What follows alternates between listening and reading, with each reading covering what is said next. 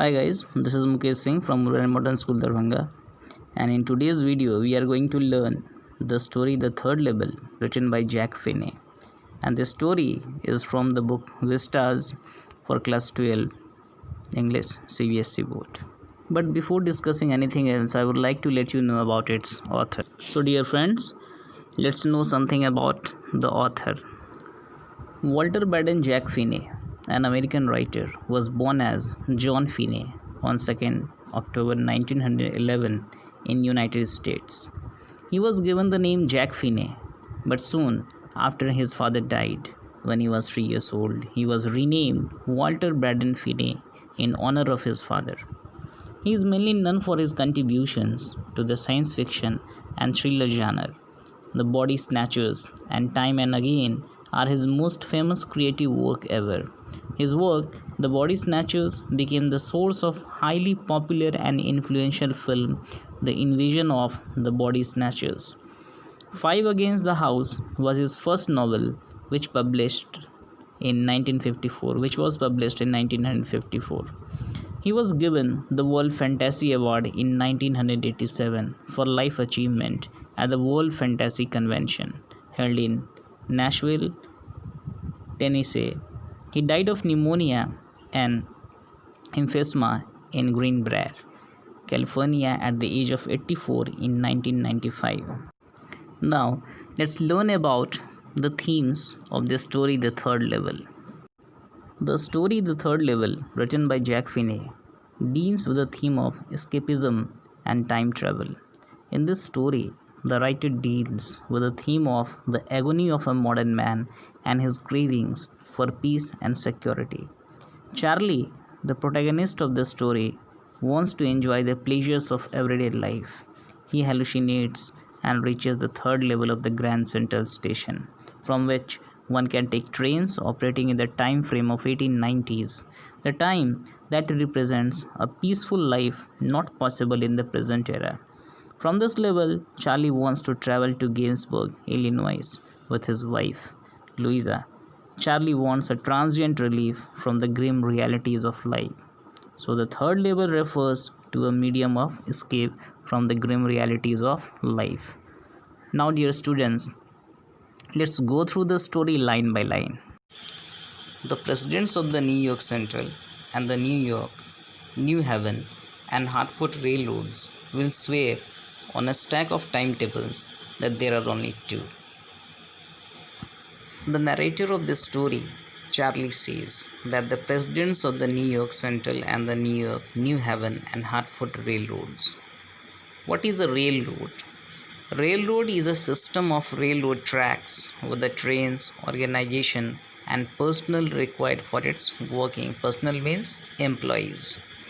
So the presidents of these railroads, that is the presidents of New York Central and the New York, New Haven and Hartford railroads, they will swear on a stack of timetables. Stack means pile, heap. They will swear on a stack of timetables that there are only two levels at Grand Central Station. But I say there are three.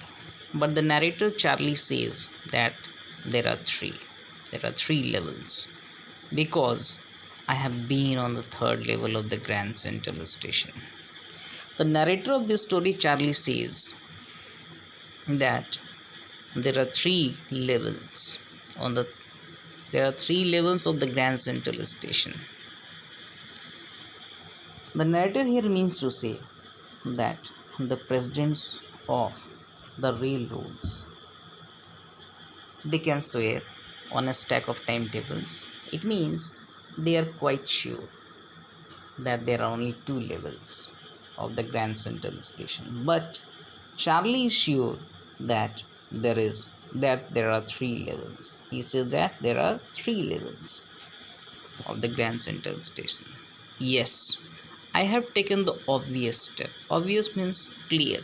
Charlie says that there is no doubt about the third level of the Grand Central Station. It means he doesn't have any doubt about the existence of the third level of the Grand Central Station.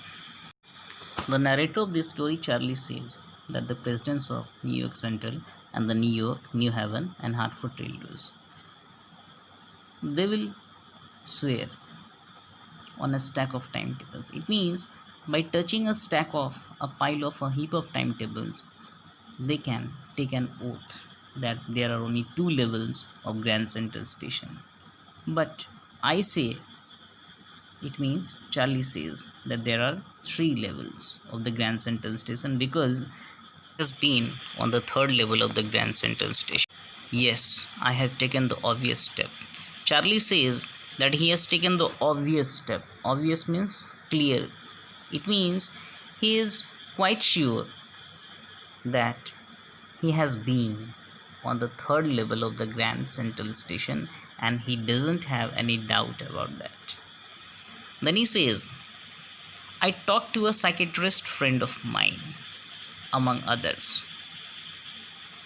Charlie says that he talked to a psychiatrist friend of his, among others. It means he talked about that to others also, and also to a psychiatrist friend of his. I told him about the third level at Grand Central Station, and Charlie says that he told his psychiatrist friend about the third level at Grand Central Station, and he said it was a waking dream wish fulfillment. And Charlie says that when he told his psychiatrist friend about the existence of the third level at Grand Central Station, then his psychiatrist friend, told him that it was his waking dream wish fulfillment. It means it was a waking dream, which means an involuntary dream occurring while a person is awake. So his friend told Charlie that it could be impossible. He said I was unhappy, and the psychiatrist friend of Charlie told him that he had been unhappy. That made my wife kind of mad. And Charlie says that when his psychiatrist friend told him that he had been unhappy, then his wife became a kind of mad. Mad means angry. So Charlie here means to say that when his psychiatrist friend told that Charlie had been happy, then that made his wife angry. She became angry because she thought that Charlie meant to say that he had not been happy with his married life. That's why she got angry. But he explained that he meant the modern world is full of insecurity, fear, war, worry, and all the rest of it, and that I just want to escape. And then he explained what he meant to say. Then he explained that he meant that the modern world is full of insecurity, fear, war, worry, and the other things like this. And so Charlie is dissatisfied with the modern world, with the modern life of this modern world, because this modern world is full of insecurities, fear, war, worries, tensions, etc. And that Charlie just wanted to escape from this reality, that is the reality of insecurity, fear, war, worry, tension, etc. Well, who doesn't? And then he says that who doesn't? It means who doesn't want to escape from these things? It means everybody wants to escape. Everybody I know wants to escape, but they don't wander down into any third level at Grand Central Station. And then the friend of Charlie, the psychiatrist friend of Charlie, says that everybody wants to escape from insecurities, fear, war, worries, tensions, etc. But they don't wander down. Wander means to walk or roam. But they don't roam into any third level at Grand Central Station. It means his psychiatrist friend mean to say that although everyone wants to escape from these bad things, that is the insecurities, fear, war, worries, tensions of this modern world, but nobody wanders and goes to a place that really doesn't exist. But that was the reason, he said, and my friends all agreed. Then Charlie says that his friends told him that that was the reason. It means since Charlie had been unhappy with the modern life and this modern world, so that's why he wandered down into the third level at Grand Central Station, which really didn't exist. And my friends all agreed, and all his friends agreed with that point. Everything points to it. They claimed. Claim means to state or to assert that something is the case, and all pointed to that. Yes, that was the case, that was the reason, that was the thing. Means all mean to say that since Charlie had been unhappy with his life, with his modern life, that's why he hallucinated that he had gone or he had been to the third level at the Grand Central Station, which really didn't exist. My stamp collecting, for example, that is a temporary refuge from reality. And his friends told him that his hobby of collecting stamp is also an example of a temporary refuge from reality. Refuge means, what do you mean by refuge? Refuge means the state of being safe or sheltered from pursuit, danger, or difficulty, or an act of going to any place for safety. So his friends told him that his stamp collecting is also a temporary refuge from reality. It means he wants to escape from the reality, and that's why he collects stamp. Well, maybe, but my grandfather didn't need any refuge from reality. Then Charlie says it may be